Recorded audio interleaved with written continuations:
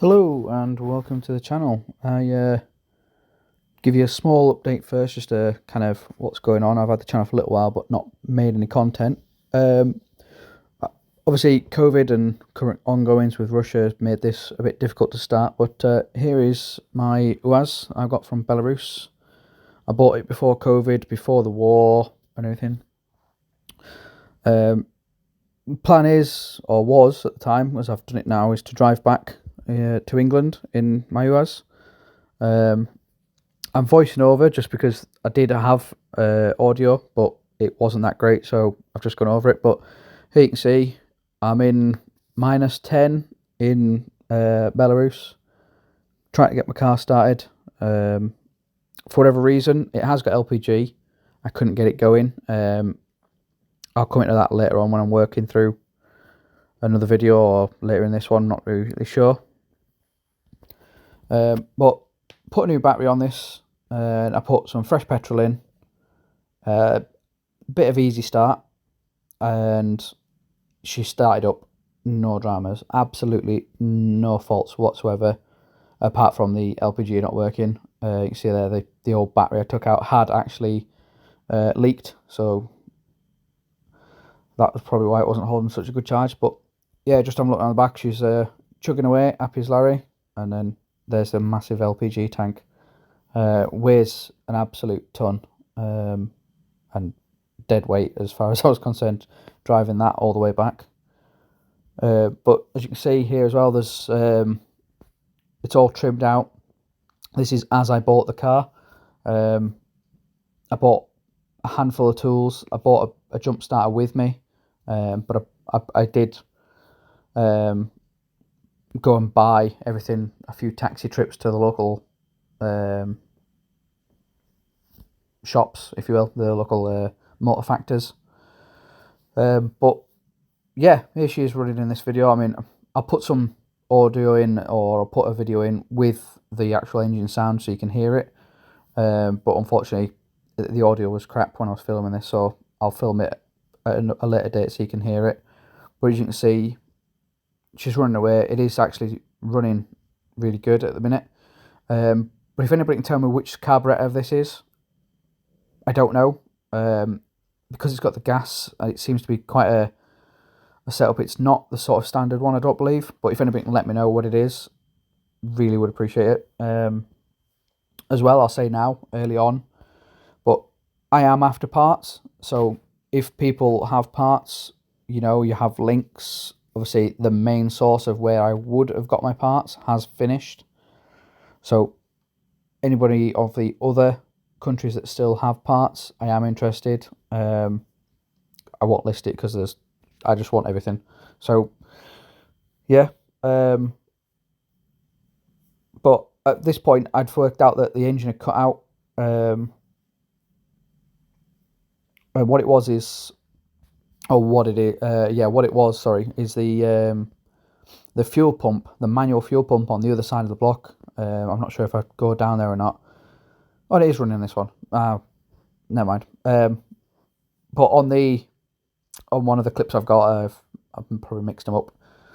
The manual fuel pump, but you prime manually and then the engine will start, wasn't working. So I did get a new one fitted while I was in Belarus, as again before the war and whatnot. So I got my car and I drove it to this transporters. So yes, the car did get put on to a transporter, but that was just to the border so that I could drive across myself, and it saved me a lot of hassle. Find out later on that kind of was limiting myself to 50-55 kilometers an hour, so didn't want to push the car too much, not really knowing and not really doing a great deal prior to driving the car, so it was kind of a massive risk. But this is in Belarus, and I just took the chance. But this is the museum there for the communism. I've been in before. It's great. If you ever go, definitely recommend going there. It's really good. Anyway, but I don't want to waffle too much, but then I've just clipped little bits of the whole journey. If I was to have videoed the whole journey, it would have been like 3 odd hours. So there's just little snippets here so I can talk over, and then you can have a little look of, you know, a little bit of Belarus at the same time. So I bought the car back in 2020. I flew over. I think I flew over at that point when there were still flights available. Met up the previous owner and arranged to buy the car. If anybody does ever want to buy a car from Belarus, strongly suggest you just don't bother. The rigmarole, the hassle to do it, it's not easy unless you're from Belarus, or Russia probably is easier to do it as well. But you see in the video there's majority fairly modern cars. Obviously this was pre war, so this looks like a war zone. This is just a construction site. But yeah, I used a recovery truck to get myself down to the border. So I went to Brest first, and then I had a few issues. I don't want to go too in depth into it, but basically they wouldn't let me through it at Brest. So they're saying that my car was goods. In a nutshell, I had to go up to Brestovica and Brovniki, and that way I got through. It's not like a sneaky way or anything. It was a legitimate way. Anybody who's wishing to make the journey, just make sure you have all your documentation: visas, licenses, insurances, green cards, you name it. Yeah, if you think you'll need it, you probably will, and there's probably something you'd miss as well. But there's no bribery. It doesn't happen. Not on my experience anyway. Maybe it does in other areas, not here. But yeah. So the actual driving side, I think I've got a clip, and you'll see a little bit of me driving in Belarus. Just didn't want to film and drive, not really knowing where I was, not with the maybe like 1 or 2 bars of phone signal I had as well. So I was using at one point a map, like an actual fold out piece of paper map that was sat on my passenger seat while I was driving, till I got into Poland, and then I did have much better internet signal, which up until I was close to the border, it was dancing off all the different networks that were kicking around.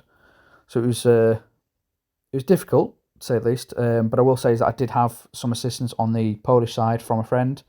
I'll give you a link to his Facebook. So if you're needing to buy a vehicle from Eastern Europe or anywhere realistically, and you want to get it back to Britain, he's the guy I used. Fully recommend him. Yeah, he helped me out even at the Polish border, which was above and beyond. And helped me out massively.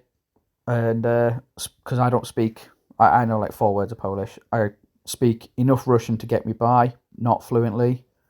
So yeah, you can see I probably definitely had issues when I was trying to buy the vehicle, transport, insurance, and all this, with not fully speaking the language and not knowing all the ins and outs. I will say that at the Belarus border, they were very helpful. The few that helped me with speaking English were amazing. I cannot knock the Belarusian side at all. The Polish side, again, those that spoke English with me, brilliant, and I was just dead grateful for all the help I actually did get from you if you watch it.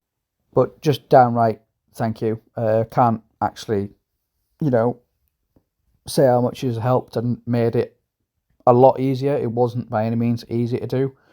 As I said, do not recommend anybody doing this, because it was by no means an easy feat. And then, with what's currently gone on this year, and not getting into politics, made it even more difficult. It's not been a good time, not been an easy time to trying to start a YouTube channel, let alone get a an ex-Soviet vehicle back into the UK. There are a few in the UK. Back in 2020, I decided I was going to buy one and I was going to drive it back. And when I initially thought about this, I was going to buy it in September, drive it in December, January. I was going to drive it back over New Year. And COVID hit, so that kind of went out the window. And the guy who I bought it from was really good. Kept out of the car. Was really patient with me, knowing that at some point I'll be able to come back once I could.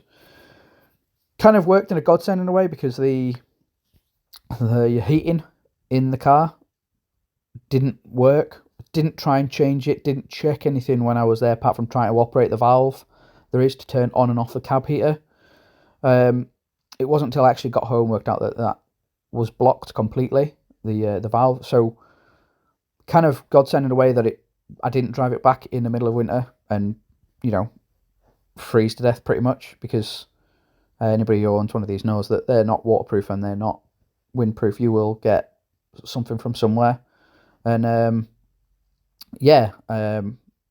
glad that kind of happened in a way. And then I drove it back in spring instead, which wasn't still amazingly warm, but for somebody from England, it's pretty much like hot weather, so it's fine. And I've still got a lot of parts I need to acquire, and I'm looking to go to other countries, and I'm probably still going to buy another car and do this all over again. But knowing what I know probably makes it a bit easier. And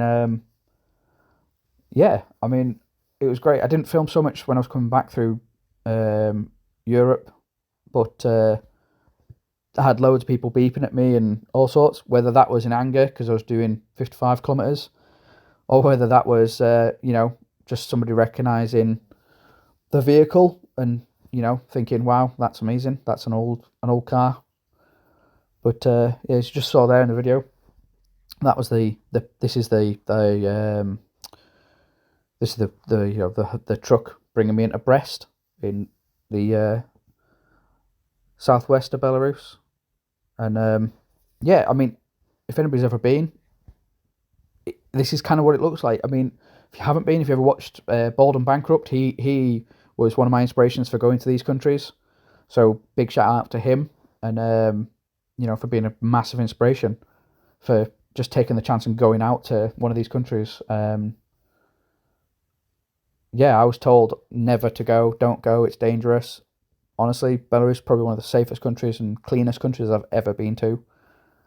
But if anybody ever does fancy the chances, but yeah, do it. But there's the driving. I mean, I've cut the audio from it, but I'll get some audio on a later video so you can kind of hear the engine and, you can kind of experience it yourselves. But it was honestly beautiful to drive. The car handled great, drove great, responded great. The only thing that didn't work was my fuel gauge.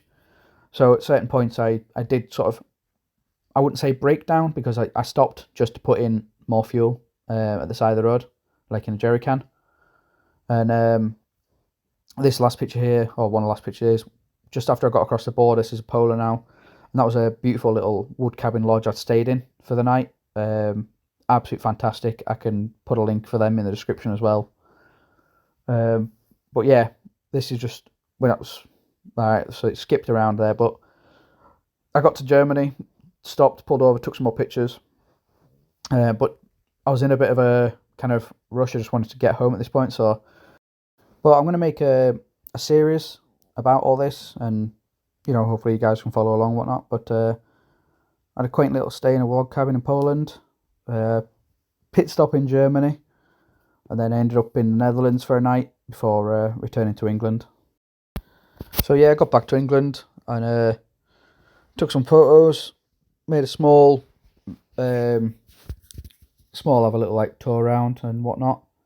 Just sort of a few little bits I'd started doing. But yeah, thank you guys very much for watching. I hope to earn your subscription, and leave a like, comment if you can find anything at all, or if I've done something wrong. Just give me a shout and let me know.